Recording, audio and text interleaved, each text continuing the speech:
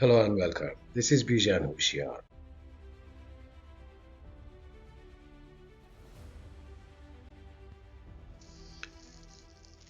Data generated on the sender side will be encapsulated with port addresses, IP addresses, and MAC addresses of the source and destination devices.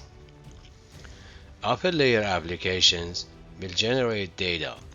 That data is going to be sent down to transport layer. In transport layer, data is going to be chopped into pieces called segments. Each segment is encapsulated with source and destination port addresses. Segments are going to be sent down to network layer.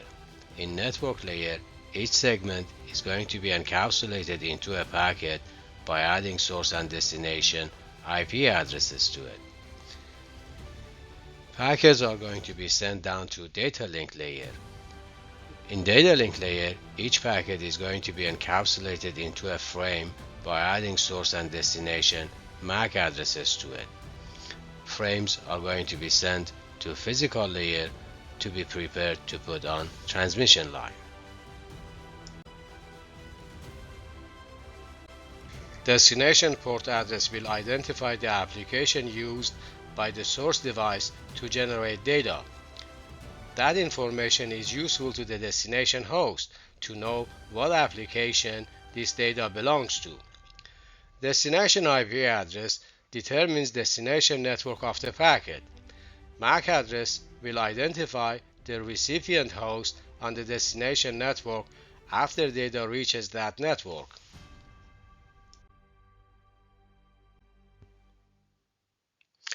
MAC addresses are 6 bytes long. They are 48 binary bits or 12 hexadecimal digits. The first 3 bytes or the first 6 hexadecimal digits are called Organizational Unit Identifier and are administered by IEEE to make sure that no two organizations receive the same. The last 3 bytes or the last 6 hexadecimal digits are unique within the same organizational unit. MAC addresses can be represented using dashes, colons, and periods.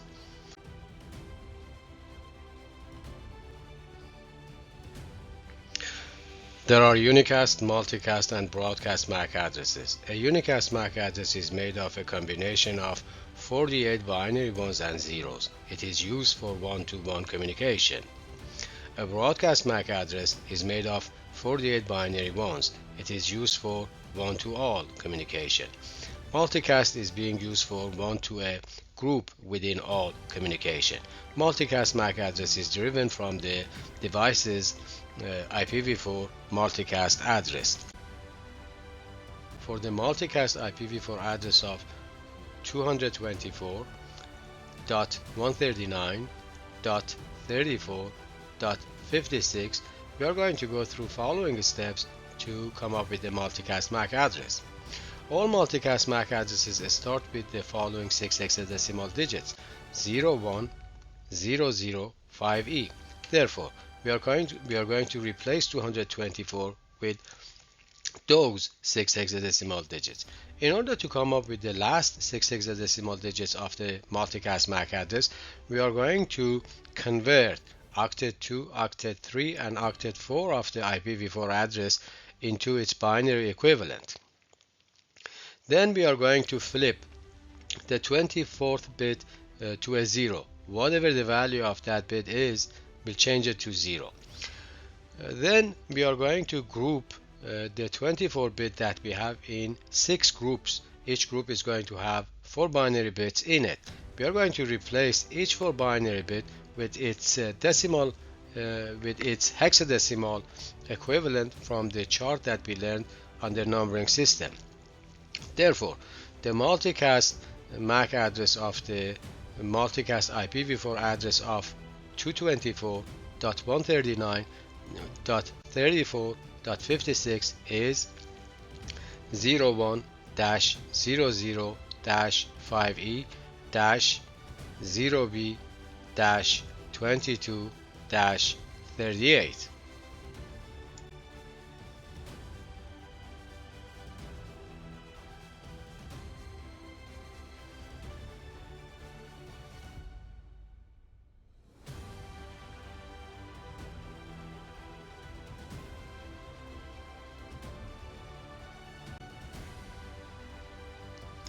PCBON and FTP server are in the same local area network. PCBON wants to communicate with FTP server. PCBON needs source and destination IPv4 addresses and source and destination MAC addresses. PCBON knows its own IPv4 address. We are providing the IP address of the FTP server. For example, we are pinging that server. Therefore, PCBON is capable of completing the packet and including source and destination IPv4 addresses in that packet and send the packet to data link layer to create a frame by adding source and destination MAC addresses. PCBON knows its own MAC address, therefore it will include that under the field called source MAC address. Now PCBON needs the destination device's MAC address. PCBON first will check its ARP cache table. If that MAC address is already cached, it will use it and complete the frame and send it to physical layer. If it is not cached, PCBON is going to issue an ARP request. In that request, PCBON will ask a device with the matching IPv4 address to provide its MAC address in order for PCBON to start communication with that device. Since FTP server is in the same local area network as PCBON, it will reply to that ARP request by providing its MAC address to PCBON. PCBON is going to cache that MAC address in its ARP cache table and then include it in the field called destination MAC address in the frame and complete the frame and after that we'll send the frame to physical layer to prepare that frame and put it on the transmission line to go from source to destination.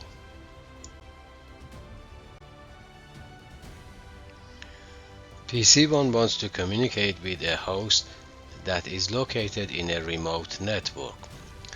The process of adding source and destination IPv4 addresses is the same as the way it happened for local host communication.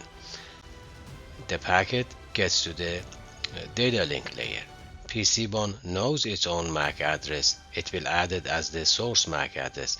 It is looking for the destination device MAC address. It will check its ARP cache table. If it is not there, it will issue an ARP. Nobody in that local area network is going to be able to reply back because they don't have the matching IPv4 address. Router will take a look at that ARP request, realize that the destination device is in a different network than PCBON. Therefore, it will return the MAC address of the default gateway of the network that PCBON is located in as the destination MAC address. PCBON will use that as the destination MAC address in the frame, completes the frame, send it to the physical layer to prepare it and put it on transmission line. Eventually router gets that. Router is going to de-encapsulate it, change the source and destination MAC addresses and forward it to the next router. The next router will do that, de-encapsulate and encapsulate it again with a different source and destination MAC addresses.